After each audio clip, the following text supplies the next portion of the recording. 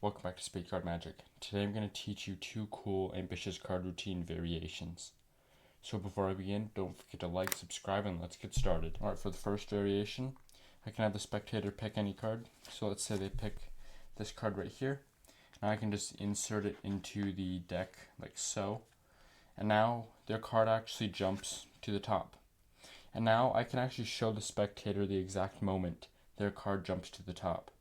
So what we're going to do is we're actually just going to bend their card, putting a crimp into the card like so. So now if we take that card, you can clearly see it on top. So what we're going to do is we're actually just going to put it right there and then put the whole deck on top.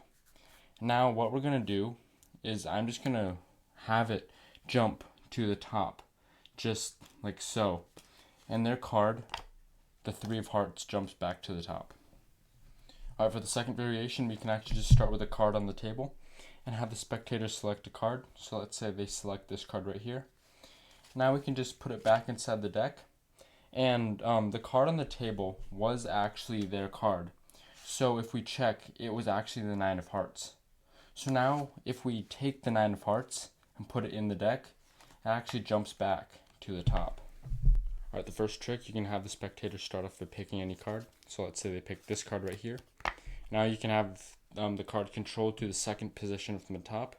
So how I did that was I used the Marlowe tilt.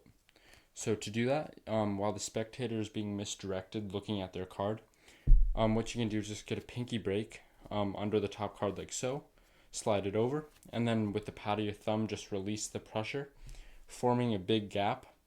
And then you take back the card and pretend to push it in the deck. And now you're actually just poking down here, which misdirects them. And then what you want to do is just stick it in that big gap and quickly close it up. And then right now you're all set. So from here, what you want to do is just do a double.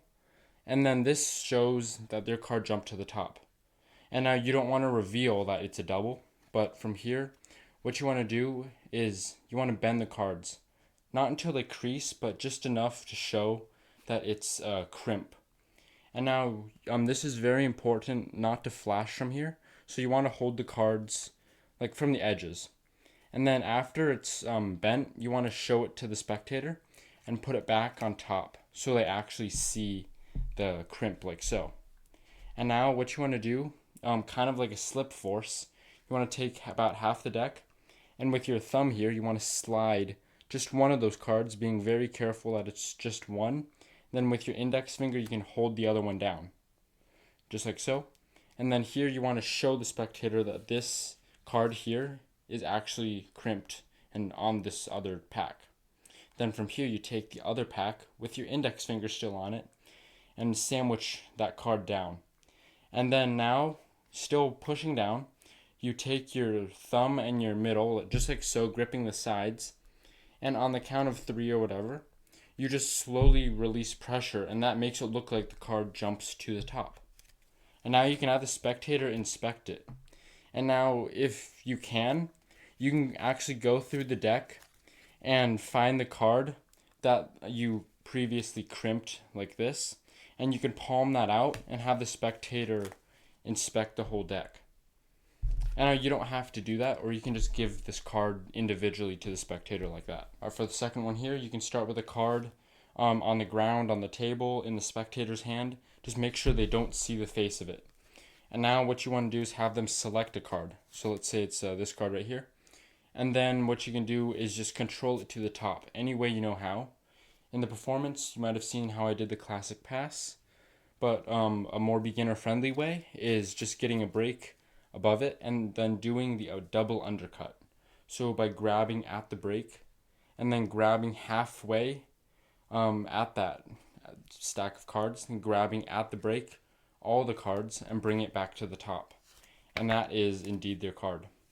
So once you have the card controlled to the top, any way you know how, I'll put a link up there for a card controlled to the top. And now what you can do is take that card, and while you're bringing it back, you can just get a pinky break under the top card, just like so. It doesn't have to be huge, just a pinky break. Now you put that card there. Now you can just do a double. This is going to be the easiest double you've done since you've had it prepared. Since when you bring it back, you have the get ready.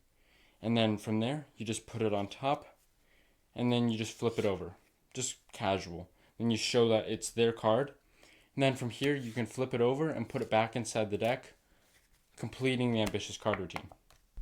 Alright, I hope you enjoyed. Don't forget to like, subscribe, and I'll see you next time on Spade Card Magic.